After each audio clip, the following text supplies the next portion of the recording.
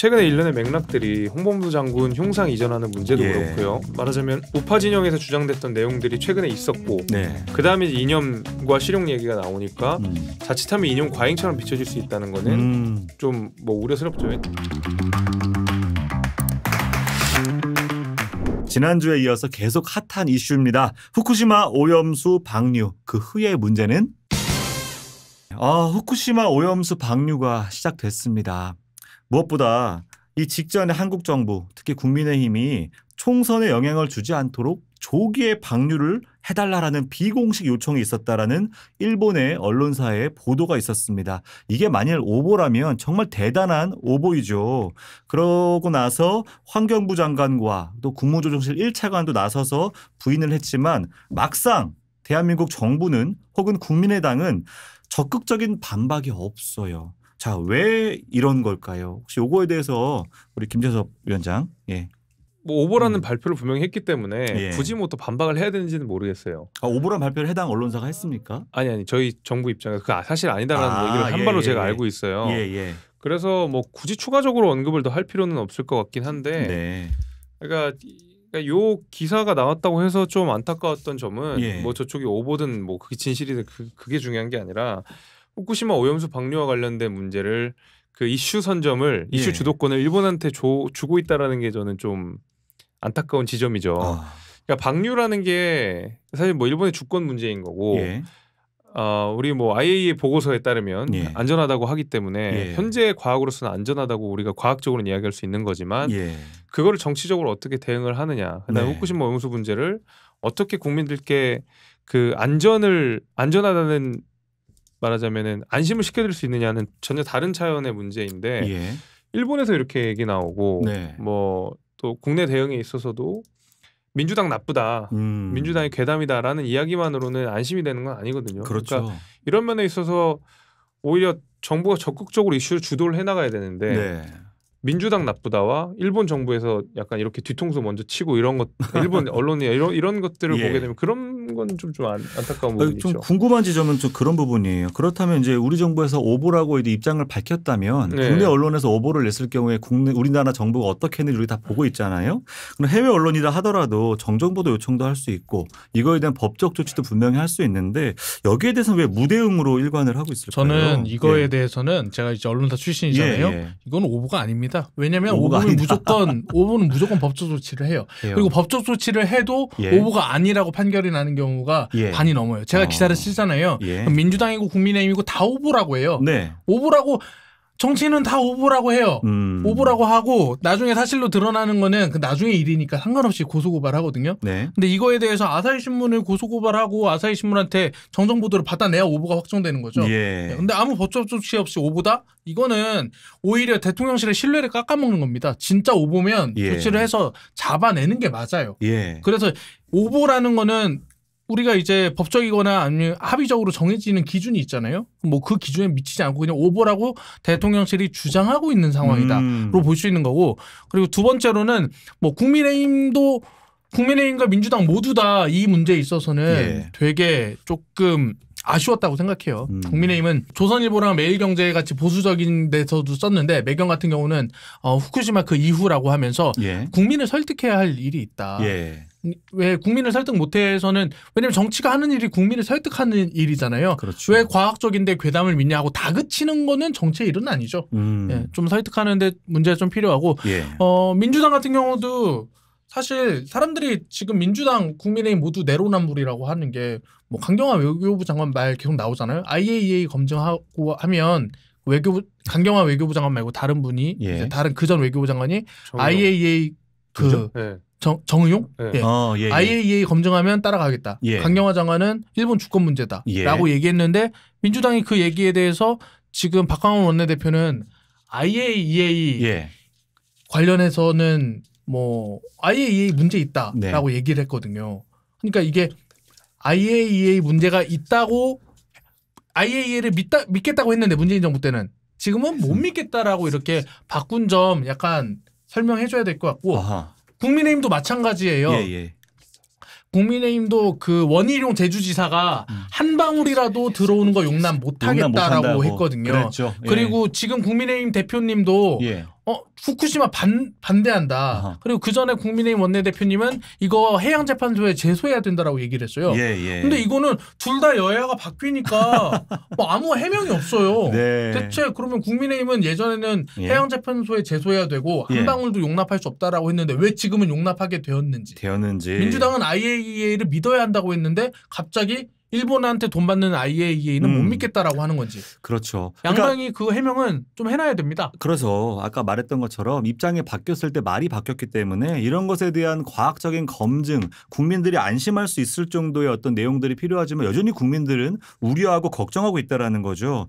이 정도면 대통령께서 직접 국민들을 좀 설득하기 위해서 무언가 말씀이 있으셔야 될 것 같은데 왜 이 순간에 또 대통령 말씀이 없으실까요, 위원장님? 말씀은 하셨는데 그게 그 국민들이 원하는 방식의 말씀은 아니었던 것 같긴 해요.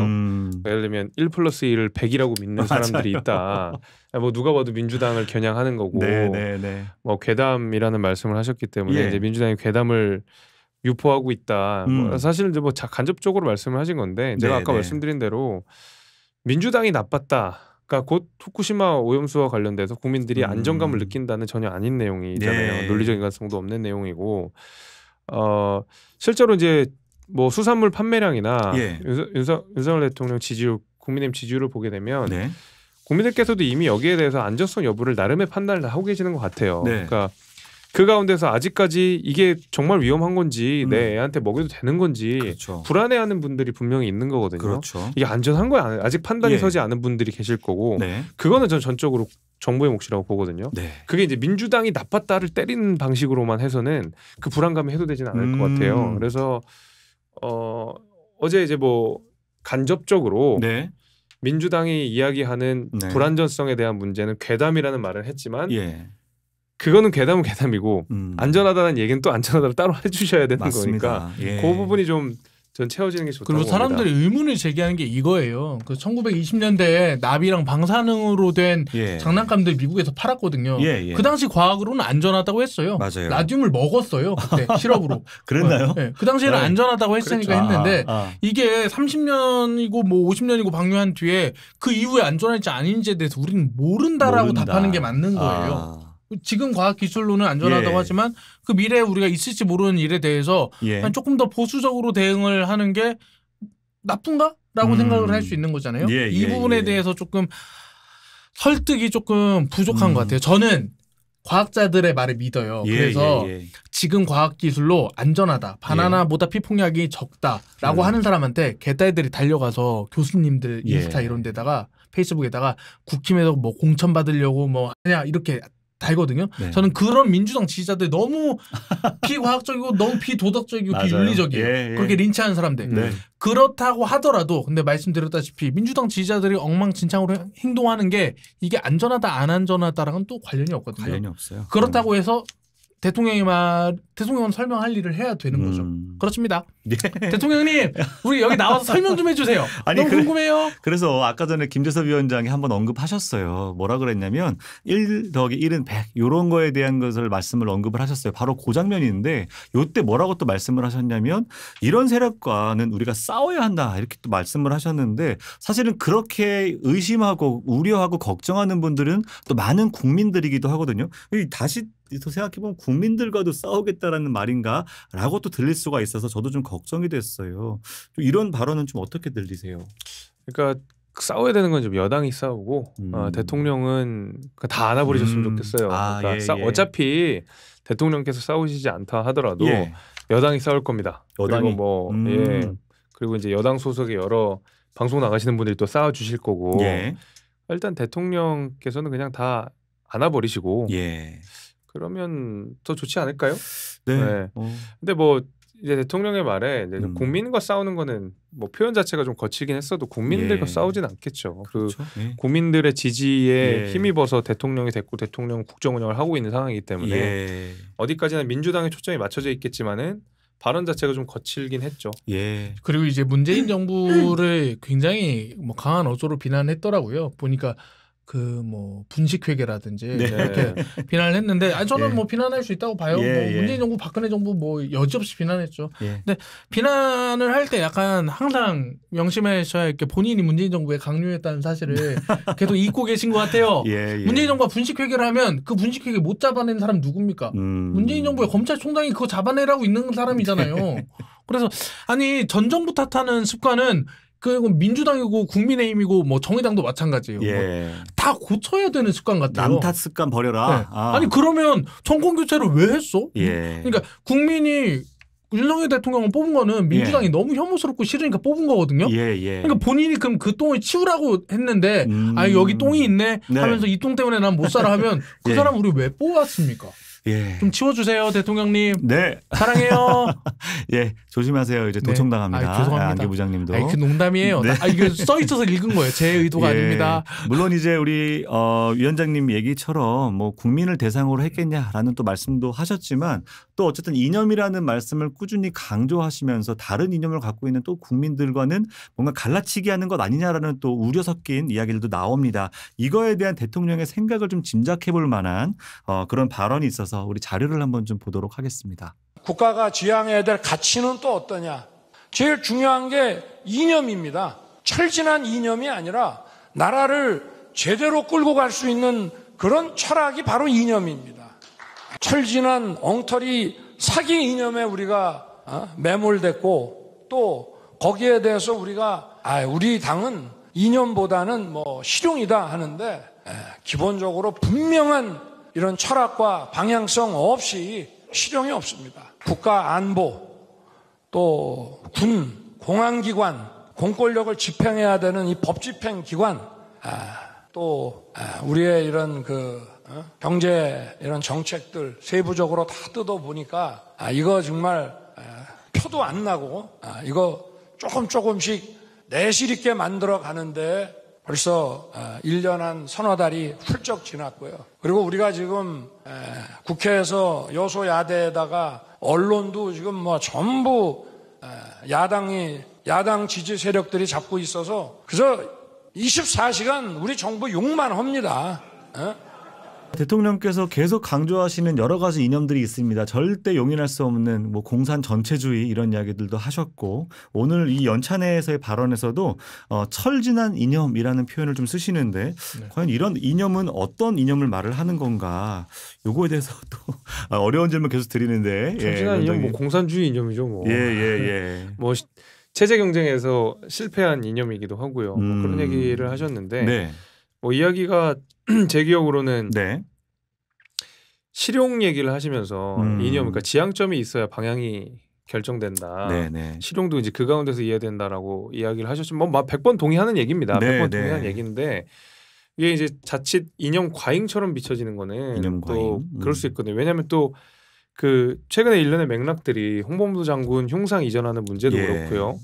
물론 대통령이 건국절을 기념해야 된다 해서 건국절 논란을 직접 언급하신 건 아니었지만 오히려 약간 건국절 논란 문제를 조금 완충하려고 하는 메시지를 좀 내긴 했었지만은 일련의 이런 어떤 말하자면 우파 진영에서 주장됐던 내용들이 최근에 있었고 그 다음에 이념과 실용 얘기가 나오니까 자칫하면 이념 과잉처럼 비춰질 수 있다는 거는 좀 뭐 우려스럽죠. 왜냐하면 대통령은 어쨌든 국민의힘에서 배출한 대통령이시고 보수 정권을 이끄는 대통령이지만 대한민국의 대통령이기도 하기 때문에 그 이제 이념적 지향점도 중요하지만은 그 가운데서 실용이라는 무기를 바탕으로 민주당 지지자들을 같이 끌고 가야 된다는 생각을 해보면 이념을 중심으로 하되 그렇다고 이념이 과잉이 되는 거는 저는 그럴 수도 있다고 생각합니다. 이념 과잉을 지적하셨는데 어쨌든 또 기자 입장에서 보셨을 때 대통령께서 추구하는 이념은 뭐일 것 같아요?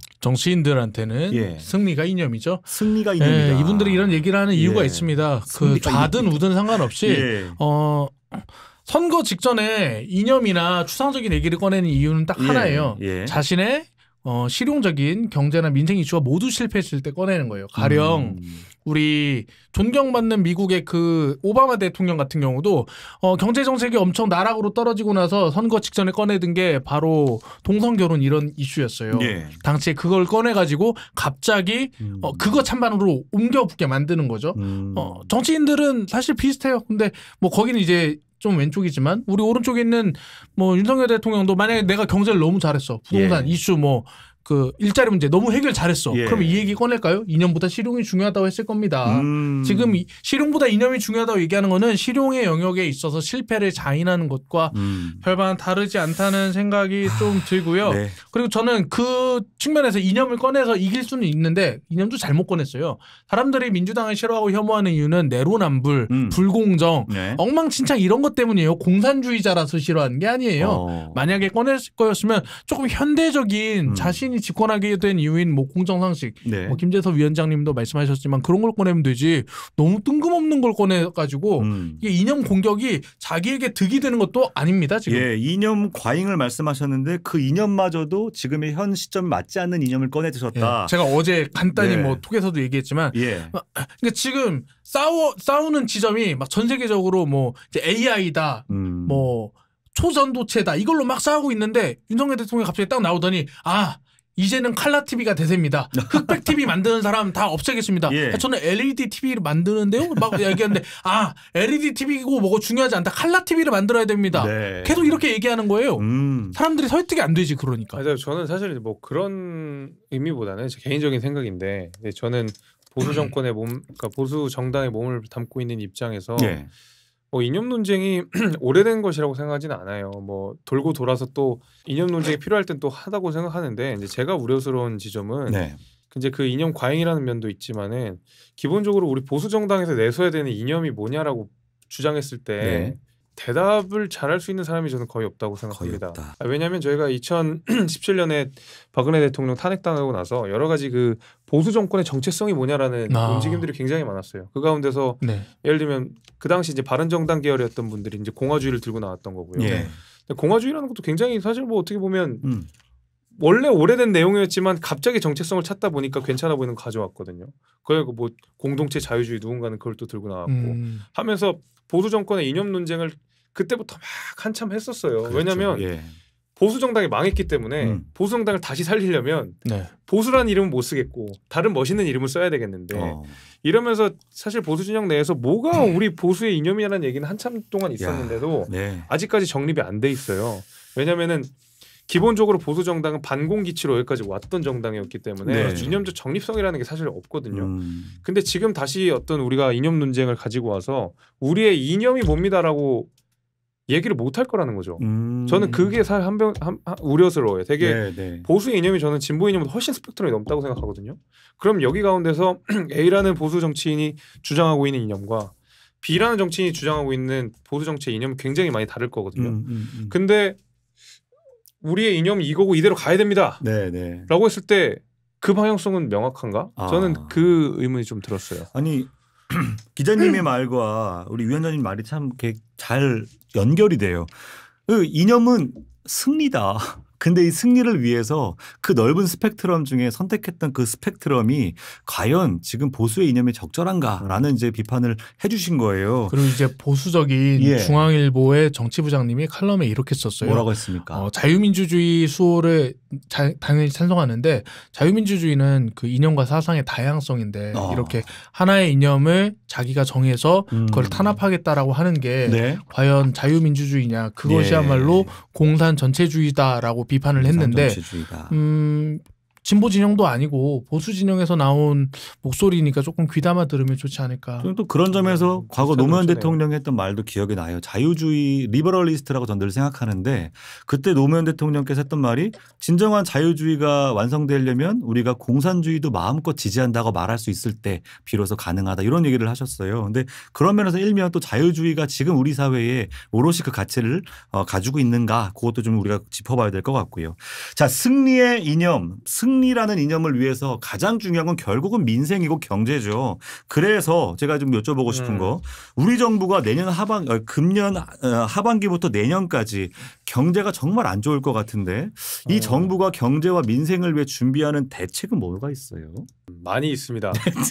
예. 네, 많이 있습니다만은 선거용으로 선심성 포퓰리즘을 남발하지 않겠다고 하는 것이 대통령께서 그제 직접 말씀하신 내용이기 때문에 적어도 뭐 전국민 재난지원금 같은 건 안 하겠죠. 근데 일단 기본적으로 긴축 재정이 있다 보니까 저희가 막 적극적인 부양 정책을 하진 않을 것 같고요.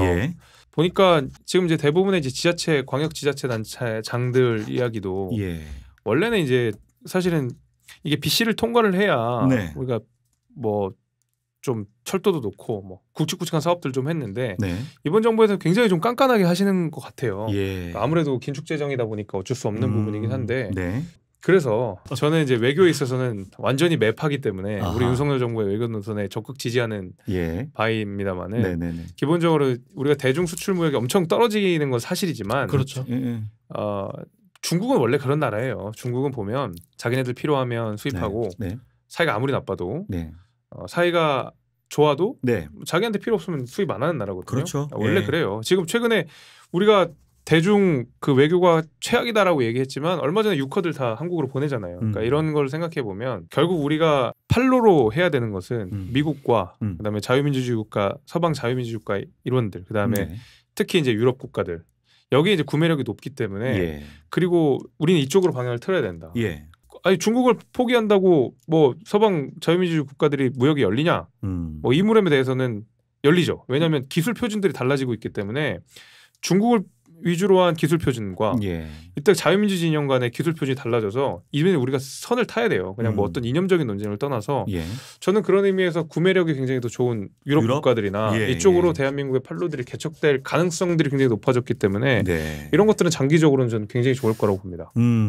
뭐 그렇게 전망하면 좋겠는데 또 11개월 연속 수출량이 급감하고 있는 대한민국도 경제 현실도 무시할 수가 없는 것 같습니다. 말씀하신 유럽이나 우리의 우방 국가들에게 수출 량을 늘릴 수만 있다면 좋겠지만 해당 국가들도 지금 구매력이 떨어지고 경제적으로는 위기에 또 봉착하고 있어서 뭐 그런 부분들을 정말 잘 개척하면 좋겠다라는 믿음은 있어도 저는 김재섭 위원장님 말씀에 굉장히 공감을 하는 게 그렇게 해야 된다라는 방향을 정하고 그렇게 가는 건 너무 좋아요. 근데 이제 그게 너무 아쉬운 거죠. 그러니까 이번에 그 미국에서 이제 칩스법이라든가 얻어낼 것들 시장을 개척할 수 있는 무기들을 우리 정부가 조금 더 좀 힘내줬으면 좋겠다라는 생각이 좀 들기는 했습니다. 네, 그래서 저도 이제 아까 말씀하신 중요한 대안을 이 정부가 반드시 좀 해냈으면 좋겠다. 미국과의 외교 관계가 돈독해진 만큼 경제적으로도 얻어낼 것들을 충분히 얻어내는 외교의 성과를 좀 드러냈으면 좋겠습니다. 자, 이제 다음으로 좀 넘어가야 될 것 같아요. 다음 넘어갑시다. 여러분 가장 요즘 핫하죠. 육군사관학교, 신흥무관학교의 독립운동가들의 흉상을 이전하는 문제. 이거 정말 핫하고 뜨겁습니다. 요거에 관련해서 좀 대통령의 뜻이 여기에 반영된 것인가 많은 국민들이 좀 궁금해해요. 왜냐하면 한 분 한 분의 이름을 호명하면 누구도 모르지 않는 우리나라 독립운동의 항일 투쟁의 주역들이셨는데 처음에는 김자진 장군도 최고한다 그랬잖아요. 심지어 우파예요. 그러니까요. 나머지 네 분이 다 우파 이력이 있으세요. 예, 맞습니다. 홍범도 장군을 제외하면. 그래서 처음에는 그것도 황당했어요. 왜 우파 독립운동 투사까지? 그래서 흉상 이전의 문제가 여론에 너무 반대에 부딪히니까 마지막에는 이제 홍범도 장군만 이전한다. 이렇게 또 마지막 입장을 좀 바꿨는데 요거에 대해서 또 어쨌든 보수 입장을 대변하시니까 어떻게 보셨어요? 뭐 저는 불필요한 논쟁이라고 생각합니다. 그러니까 예를 들면 처음에 나온 메시지가 홍범도 장군은 우리 독립운동의 그러니까 홍범도 장군과 독립운동이 같이 설명되지 않을 수가 없는 사람이죠. 상징적인 분이시기 때문에 우리가 독립운동, 뭐 독립기념관 앞으로 모셔서 훈격을 높이겠다. 이 메시지가 나왔으면 국민들이 그럼요, 우리 그렇게 해야죠 했는데 홍범도 장군은 공산주의의 이력이 있다 하고 논란이 나고 근데 독립기념관으로 옮기면 좋겠다. 이게 순서가 이렇게 되니까 별로 그렇게 좋은 모양새는 아니었다고 생각하거든요. 그러니까 뭐 말씀 주신 대로 공산주의 이력이라는 게 언론에서도 많이 나왔지만은 대한민국에서 서운을 정할 때 1948년을 기준으로 하거든요. 그러니까 1948년 이후에 왜냐면 공산당이나 이제 북한 체제 정립에 도움을 준 사람들을 대개는 서울에서 배격을 하게 되고 1948년에 이전에 있었던 공산주의 이력에 대해서는 되게 문제 삼지는 않아요. 그러다 보니까 당연히 박정희 대통령도 홍범도 장군에 대한 서운하는 데서 문제가 전혀 없었던 거고. 예를 들면 우리 정일성 기념공원 여기는 진짜 북한 체제에 부역을 하신 분이고 부역을 한 사람이기 때문에 안 되는 거지만 홍범도 장군은 1943년에 돌아가셨잖아요. 1948년보다 5년이나 앞선 시기라고요. 이제 그런 의미에서 공산주의 이력을 삼기도 그 북한군도 아니고 심지어 당시 뭐 소련이었고 나중에 또 카자흐스탄으로 쫓겨나신 거잖아요. 그 가운데서. 그러니까 그렇기 때문에 공산주의 이력을 삼아서 홍범도 장군을 옮긴다는 거는 뭐 다른 이유도 아니고 좀 명분이 좀 떨어지죠. 저는 이게 진짜 말이 안 된다고 생각하는 게 이 포인트예요. 왜냐면 아니 뭐 인형으로 쫓아내는 거 뭐 쫓아낼 수 있다고 치는데 43년에 돌아가셨단 말이죠. 자기가 죽고 나라가 분단돼서 남한이 공격받고 그게 공산당이 하는 일인 거를 죽기 전에 그걸 예측해라? 할 수 없죠. 현재의 기준으로 과거 사람들을 평가하면 그렇게 광화문에 지금 우리 세종대왕 있잖아요. 지금 자유민주주의인데 저기 왕정 지지하는 사람이네. 저 사람 처단해. 하고 끌어내야 되는 거 아니에요? 그렇죠. 말도 안 되는 조건이에요. 그거를 가지고 얘기를 한다는 거는 만약에 1950년 이후에 뭐 6.25 전쟁에 뭐 남한을 공격하는데 뭐 이렇게 참여를 해. 그러면 본인이 자각이 있는 상태에서 그 행동을 하는 거니까 책임을 물을 수 있는데 그 전에 돌아가신 분한테 6.25 전쟁과 남북 분단의 책임을 묻는다? 이거 도대체 누구 머릿속에서 나온 생각인지 이해가 도저히 안 돼요. 그러니까 전쟁에 참여했느냐 여부보다도 이제 여권에서 나오는 이야기 이런 거예요. 이분의 사진 속에 소련 공산군의 군복을 입고 있는 사진들이 있다. 그래서 공산군 이력이 있는 것이 육군사관학교 군인을 양성하는 게 적합지 않다. 이런 발언을 하셨어요. 근데 그걸 어떻게 아냐고요. 이 미래 그게 문제가 될 거예요. 그래서 미래로 상관없이 공산 군복을 입었다라는 것이 공산주의에 부역했다라는 걸로 이제 이해를 한다고 하는데 아까 김재섭 위원장 얘기했잖아요. 그 시기에는 사회주의 계열과 민족주의 계열 누구도 구분하지 않고 항일운동에 한 몸으로 그리고 싸웠던 때고 그 당시 또 홍범도 장군은 그 당시 소련에 도움을 받아서 항일투쟁에 힘을 쏟아냈던 그런 장본인이었잖아요. 그 군복 입지 않고 미군복 입고 그 사진 찍으면 도와주겠습니까? 그리고 당시 미국과 소련은 동맹이었습니다. 동맹이었죠. 그렇죠.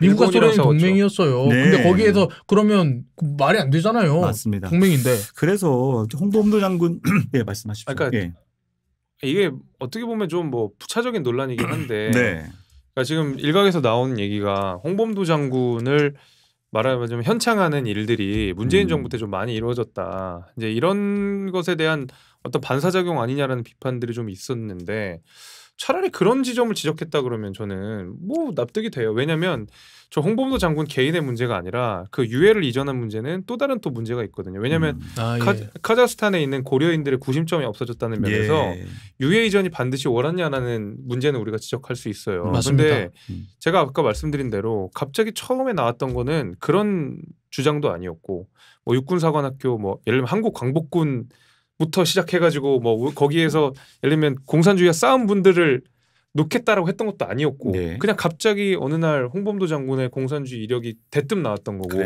그 이후에 이야기들이 쭉 설명하는 과정에 나오다 보니까 잘 안 믿긴다는 거예요. 그래서 뭐 이 논란은 그냥 빨리 국방부 철회했으면 좋겠어요. 그냥 이거 뭐 복잡하게 얘기할 필요 없는 내용 것 같고. 누구도 여기에서 이론이 없이 같은 한 목소리 내네요.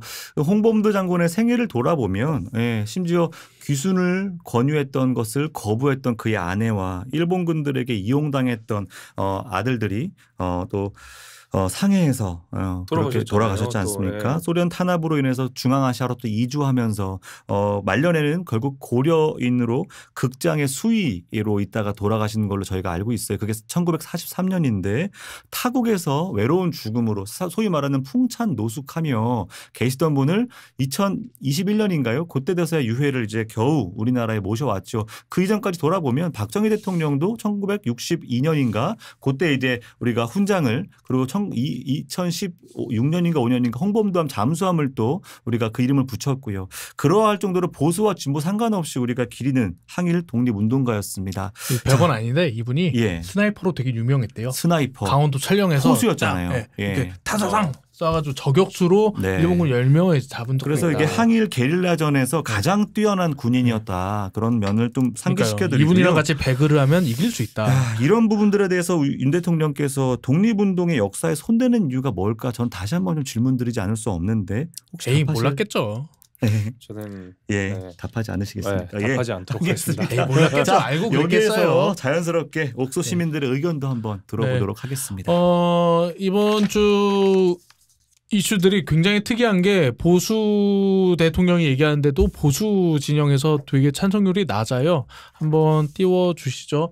보시면 72.7%에 달하는 사람들이 반대하고 있어요. 총 모수는 262명을 조사했는데 뭐 거의 다 반대하고 있는 모습 이렇게 보실 수 있고요. 다음 보면 진보부터 중도까지 반대가 압도적으로 높습니다. 그러니까 사실 총선 겨냥한다고 생각하면 중도 확장성이 굉장히 낮죠. 그런데 보수도 보시면 봐봐요. 보수도 33%만 정부에 찬성하고 46.7%가 반대하고 있어요. 그러니까 보수 지지자들마저도 별로 찬성하지 않는, 그러니까 지금 대통령께서 되게 좀 안타까운 게 정말 일부의 극성 태극기 부대라고 할까? 엄청 극우적인 되게 니치 마켓을 겨냥하고 있어요. 왜 그런지 모르겠어요. 아무튼 이런 식의 행보를 좀 보이고 있다. 그리고 댓글 한번 보시죠. 댓글 보시면 진보 댓글이에요. 남노당 박정희 묘지도 파헤치자. 아니 뭐 박정희는 그럼 왜 그러고 있는 거야? 라는 얘기도 나오고요. 그 다음 한번 보시면 중도 진보인데요. 여기는 설마 하던 용화대의 지향점이 외나라 보수임을 명확히 보여주는 성대한 자폭이다. 무지성 숭일했다. 이게 제 의견 아닙니다. 제가 이렇게 강하게 얘기하는 게 아니에요. 이런 댓글들이 있습니다. 이러면 누가 독립운동하냐, 나라 넘어가면. 이런 얘기도 합니다. 지금 중도 나오고 있는데요. 이용할 거면 일제도 청산하다. 그 다음 보수입니다. 보수도 보면 같은 논리라면 만주군의 남로당 경영 있는 분도 철거해야지. 이거 보수에서 나온 댓글이에요. 그리고 찬성하는 분도 있어요. 공산주의자는 대한민국의 적이다. 공산주의를 척결해야 된다는 의견도 이제 그 적은 이제 20% 안에 나왔습니다. 좋습니다. 아주 핫하고 쉽게 사그라들지 않을 것 같은 이슈, 다음 주까지 뜨겁다면 다시 한번 다뤄보도록 하겠습니다.